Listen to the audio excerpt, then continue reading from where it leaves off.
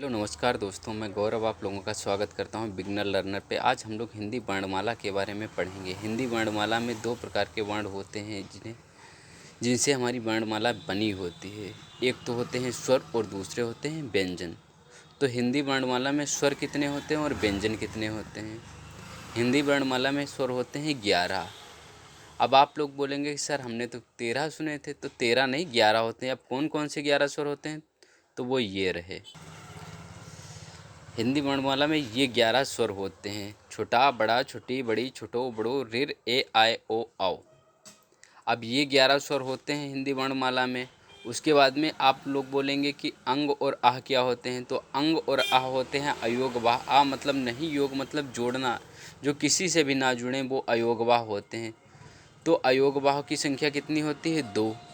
तो 2 अयोगवाह होने के बाद में इसके बाद में आ जाते हैं व्यंजन पे हम लोग। तो व्यंजन में हम लोग देखेंगे कि व्यंजन होते हैं हमारे कई प्रकार के। तो सबसे पहले व्यंजन में व्यंजन के कई प्रकार होते हैं। तो उसमें सबसे पहले आते हैं वर्गीय व्यंजन। वर्गीय व्यंजन होते हैं 25 वर्गीय व्यंजन। अब जिसे का से लगा के माँ तक, अब देखो का खा गा घा अंगा चा छा जा झा इया टाटा डा ड़ा ता था दा धा ना पा फा बा भा। अब देखो इधर से भी 5 अक्षर आ रहे हैं। अब देखो इधर से भी 5 अक्षर आ रहे हैं और इधर से भी 5 अक्षर आधा, इधर से भी 5 अक्षर, इधर से भी 5 अक्षर। तो वर्ग की डिफिनीशन क्या होती है? जिसकी चारों भुजाएं बराबर होती हैं उसे वर्ग कहते हैं। अब वर्ग क्या है?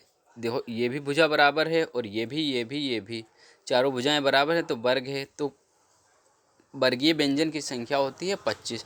उसके बाद में आते हैं अंतस्थ व्यंजन। अंतस्थ मतलब अंतः मतलब बीच में, जो बीच में स्थित होते हैं उन्हें अंतस्थ व्यंजन कहते हैं। इनकी संख्या कितनी होती है? 4। कौन कौन सी? या रा ला वा। अब एग्जाम में डायरेक्ट क्वेश्चन पूछ देगा कि अंतस्थ व्यंजन कौन सा है या कौन सा व्यंजन अंतस्थ व्यंजन नहीं है। तो उनमें से 4 में से कोई भी एक ऑप्शन दे देगा, उसी में से आपको लगाना रहेगा। उसके बाद में ला को पारस्विक व्यंजन भी कहते हैं।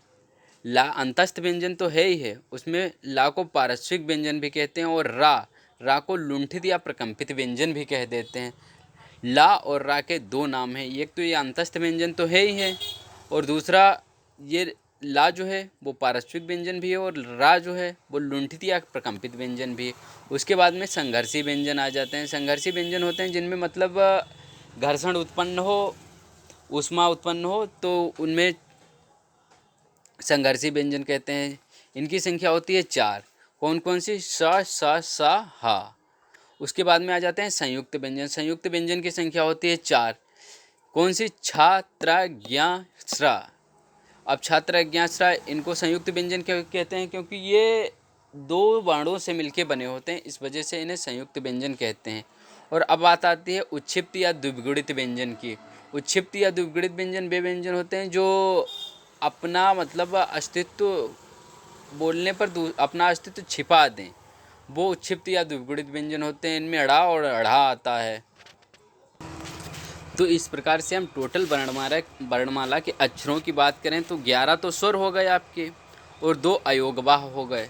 तो 11 और 2 13। उसके बाद में स्पर्शी व्यंजन, स्पर्शी या वर्गीय व्यंजन जो होते हैं वो होते हैं 25।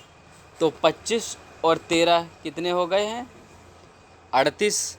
38 के बाद में 4 अंतस्थ व्यंजन हो गए। 42 के बाद में उच्छिप्त और द्विगुणित व्यंजन 2 होते हैं। 42 और 2 44 और उसके बाद में ऊष्म या संघर्षी व्यंजन 4 होते हैं। 44 और 4 48 हो गए। 48 और दूसरा बाद में उसके बाद में आता है मिश्रित व्यंजन। मिश्रित व्यंजन 4 होते हैं। छात्र अज्ञाश्रा। 48 और 4 52। तो इस प्रकार हिंदी वर्णमाला में टोटल 52 अक्षर होते हैं।